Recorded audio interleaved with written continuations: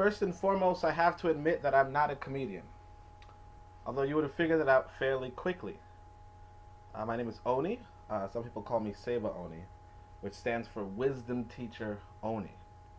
And before you ask, two people have called me Seba Oni. I'm an author and a thinker. I went to school for astrophysics, but realized you have to do a lot more than tell women you do astrophysics to impress them. You also have to explain it. But I didn't stay in astrophysics for long because I realized that this world is too anti-black to not do anything about it. I mean, the sun is pro-black, but the world is anti-black. The sun is team melanin, but the world is team keep them niggas down. I'm team melanin, but team melanin requires a deeply thinking population. Right now, we don't have that. We have superficial thinkers. We have people like Steve Harvey who told someone in Flint, Michigan to enjoy the brown water. Then we have the people who protest by saying, let's get Steve Harvey fired. I had to ask this genius.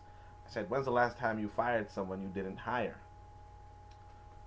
If you want to be pro-black, you have to understand the trichotomy of liberation. In essence, politics, economics, and culture go hand in hand. Right now, we want to do one without the other. I heard a dealer say he gives back to the community. I corrected him. It's pronounced crack. We can't have people claiming to be pro-black with resumes that are pro-white. A popular example is Black Lives Matter, although add most groups outside of Pan-African nationalism. But Black Lives Matter is very interesting because it reminds me of a time when I was being robbed. A dude broke down my door, lifted my new TV from my living room, and started to walk out as I called to him, hey, that's my TV. He looked at me and said, interesting point, and kept moving. So I repeated, hey, that's my TV. So he asked, if it's in my hands, how can it be your TV? Clearly, I have it. So now I'm pissed, because a philosophy major had a better TV than me. But still, I contended, it's my house, ergo it's my TV. This amateur philosopher then goes, what makes it your house? If it were your house, then why am I here? So I scream, because you broke in. He says, I'll see myself out then, sorry to bother you. But I'm like, drop the TV, it's mine. And he responds, he's like, you keep saying that, but clearly I'm walking out with the TV in my possession. So by now, I decided I had enough. I don't like debates, but I know how to finish one. I go to my gun drawer and decide to show this philosopher a more reasonable argument. I say to him, take a look at this. You'll change your mind about ownership. And he says, I'll take that receipt. The joke was on him, I paid with a credit card and got the money when he tried to get a refund. But how this relates to Black Lives Matter is that BLM is an appeal to white people. The robber knows he's taking your TV. He's there. White people know they are killing black youth. They are the surviving witnesses. BLM makes it a mission to tell white folk that they shot a black child on his way to school. But white folk remember that and the donuts they got afterward. What black people need is better analysis and better leadership. And this may sound controversial, but we need black male leadership. And sisters need to remember, the leader gets the limelight, sure, but they also get spit on, exiled, and possibly killed if something goes wrong. No black man should condone that treatment of a sister. If a brother says, everyone invest in this, and it's a scam, and the community beats his ass, that's a smart community. But if a sister says, everyone invest in this, and it's a scam, and the community beats her ass, then something is wrong in Zimbabwe. The black woman is the garden, and the black man is the fence. The only trouble is this. There's a shortage of black men. I've lived in New York for nearly 3 decades, and I've only managed to interact with maybe 10 black men. So it makes sense why black women would step forward.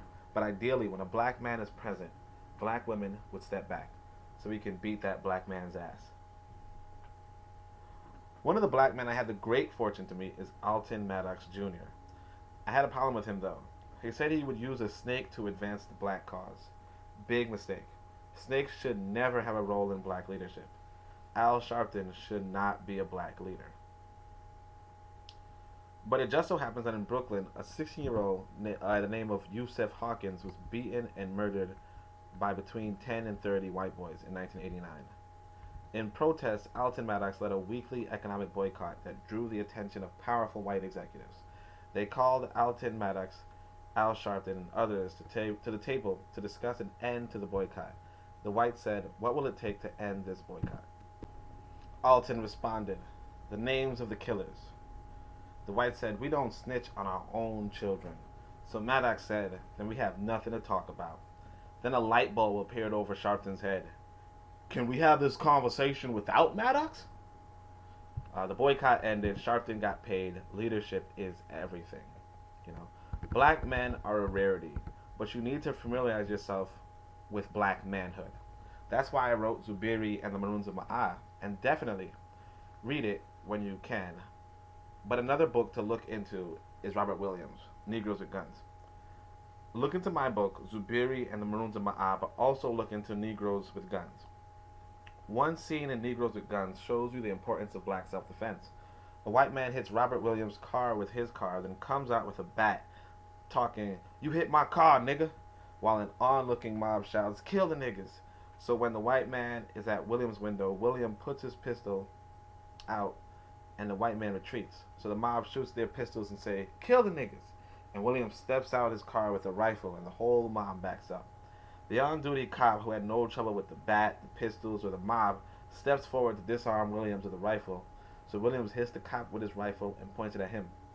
Another cop, however, was slipping behind Williams to shoot him in the back, but one of his young interns pointed his pistol at that cop, and the cops were made to disarm. Then the mob shut up, except for one white man who cried, asking what the world was coming to now that black folk had guns. Self-defense is of the utmost. Williams lived many more days because of his community practiced self-defense, and they gained many rights without bloodshed in the process. An important example I have taken into my own life. I too had a white boy come to my car with a bat, but I came out with my pistol and I said, "Cracker, I'm 90% accurate at 100 meters with this here gun. I'm going to give you 4 more seconds in this world. You better make the most of it." This cracker ran 125 meters in 4 seconds. Bear in mind, the world record is around 9 seconds for 100 meters. It was so fast that I emptied the clip on him. He wasn't a threat to me, but I'd be pretty pissed off if a white boy held the world record in sprinting. I was so flabbergasted that I stood over his body with my gun as the police came, and I was very unresponsive. And the police approached me with their guns drawn and asked what happened. So I'm not usually a snitch, but I had to admit this white boy ran 125 meters in 4 seconds. That's 70 miles per hour. And this was a cracker cop, but he was like, "You sure about that? A white boy?" So I'm looking at him in shock like, "Yeah, a white boy." And the cracker cop says, "You did the right thing. That's not even human." And I said to him, "Y'all never are."